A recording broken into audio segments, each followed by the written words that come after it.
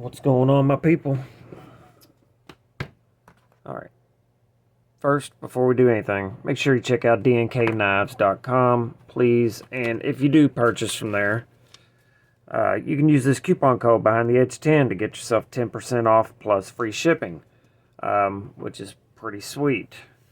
Today, obviously, you saw from the thumbnail, we are going to do the 1 week review of the Stretch 2 XL Spyderco. This is the PD1 sprint run, and I could have done this review after just 3 days of using it, but I wanted to wait the full 7. Actually, I even went over a little bit on that. Stretch 2 XL is $160. It is made in Seki City, Japan.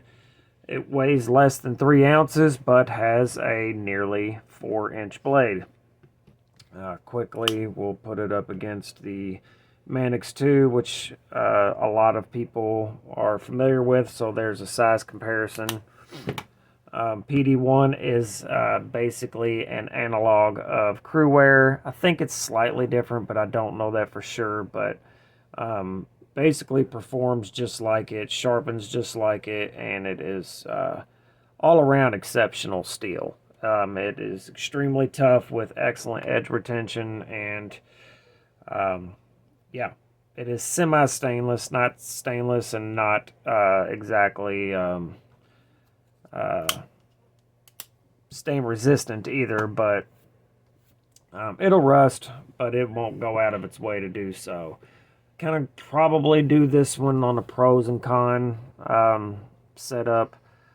I have enjoyed the knife. As you can see, it's dirty. I have been using the crap out of it. It is on the factory edge, but the edge has been stropped.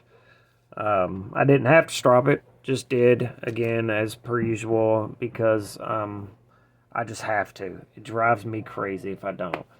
Alright, first we'll do the pros. Familiar quality. You know what you're getting with Spyderco. They are very consistent. The knife is a very utilitarian leaf-shaped blade that Spyderco is known for all around.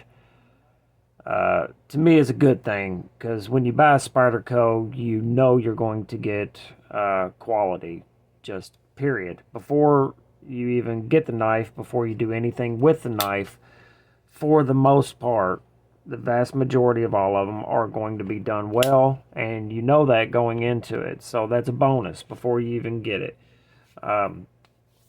Next, the fact that they used PD1 in this sprint run. It's a cool steel. It's not seen a lot. That's a cool thing. To me, that's a pro all day. I like to see them use fancy steels, and actually I have one coming of Rex 121 that for some reason is just taking forever to get here. Can't wait to check it out, but yeah, nobody does it better. Next, it is a probably arguably the best of the lockbacks, and what I mean by that, the lockback Spydercos, like the Endura, those Seki City ones, the Endura, the Delica, the Endella, even the Cali 3 and the Native. To me, it's probably the best pattern. And what I mean by pattern is just the model itself. It's, to me, arguably the best of the lockbacks. Next, it is a great size. 4-inch blade, 4.5-inch handle. It, to me, is perfect. The size doesn't get any better. Maybe it could be a little taller, but, you know, that's just my preference. The handle is just about perfect. It is an ergonomic masterpiece. It has the forward choil. I do love that. Yeah, it is great. The pattern is probably my favorite of the lockbacks. Another pro is it is affordable. $160 to me is an affordable price point. Whether the knife is worth that or worth more than that, objectively doesn't matter to me. The $160 is affordable. Next, it is lightweight. That isn't exactly a pro for me, but the majority of people, lightweight is a pro. To me, I prefer a heavier knife, but you know, lightweight does come in handy sometimes, I guess. Um, we're gonna go to the cons from here, and then I'll do like a little wrap up at the end. But cons aren't very many, but there is some. Availability, it is in this sprint run. Sprint run means they do however many, 1,000, 2,000, 3,000 of them, and then they stop. A lot of times they'll do another sprint run. If it sold well, they'll do another run of them, but it is not one of their main, like this is a sprint run as well. It's not one of their main model slash steel configuration. So availability can be a little, leave a little to be desired. If it becomes popular, I guarantee you they'll do another run of them. Now the more problematic cons of this, there's no liners, which drives me crazy. There's also no liners in this knife, but it is substantially more robust for some reason. But I'm guessing because of the length of this knife being longer and thinner, it is not very strong, which wouldn't typically be a big deal to me. But in this case it is, because it has caused it to have lock issues. And not lock up issues. It might not be exactly solid, but it's fairly solid. But it has no back and forth side to side, but has a lot of up and down. I guess you would call it lock rock. If it was a frame lock, you would understand what I'm saying. But it wiggles a lot and it makes this weird noise. Not sure if you can hear that. Which isn't exactly a big deal as far as functionality and usability, but if you're like me, it would drive you crazy, and it kind of is driving me crazy. But I'm still using it. I still like it, and I'm still going to use it because it's an excellent work knife. It's still a thing, and I don't do well with lock issues. I mean, it's got a significant amount of movement. You can even feel the back lock here move, and you can hear it. And, I just really don't know how robust that lock is in this particular model. So the fact that it doesn't have any liners is kind of a problem for me. And I know they did it on purpose, and I know it's not supposed to have liners, and I know because it's a lightweight and blah, blah, blah, blah. Whatever. It needs liners. It's too big of a knife not to have liners. That's my opinion. Lastly, I could break this knife with my hands. And that is not a flex of any kind. I'm just saying you should not be able to break any knife with your flipping hands. And I could easily break this knife with my hands. Yeah, you could break just about any knife if you put it in a vise and hit it with a sledgehammer.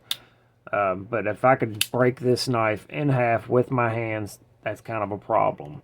I'm not a strong guy. I have good hand strength because of playing guitar my whole life and swinging a hammer my whole life. But aside from that, I don't have any strength. I'm a thin dude, so I should not be able to break this knife with my hand.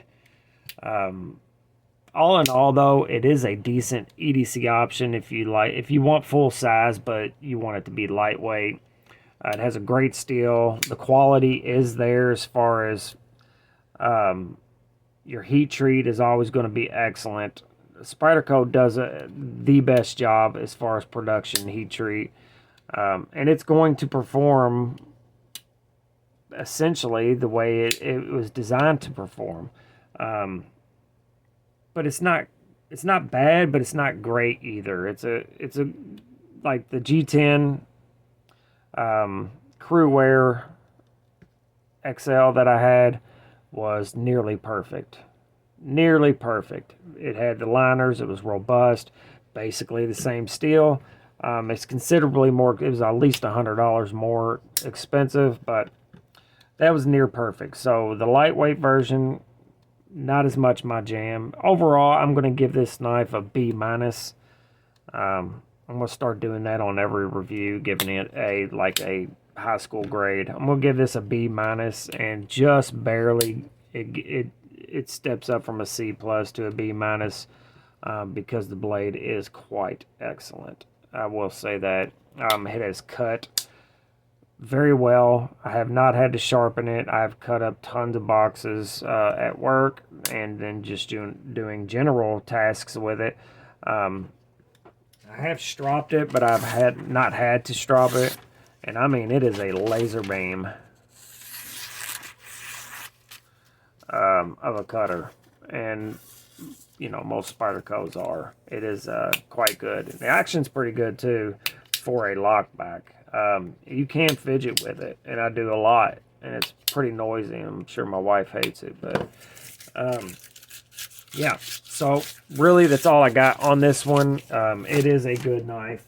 Again, I give it a B minus, and mostly that's because of the blade and the cutting geometry, and it really is pretty damn good. So PD1's excellent. So if you come across a knife that's not Spyderco and PD1, typically only Customs and Strider uses PD1, but jump all over it because it's good stuff.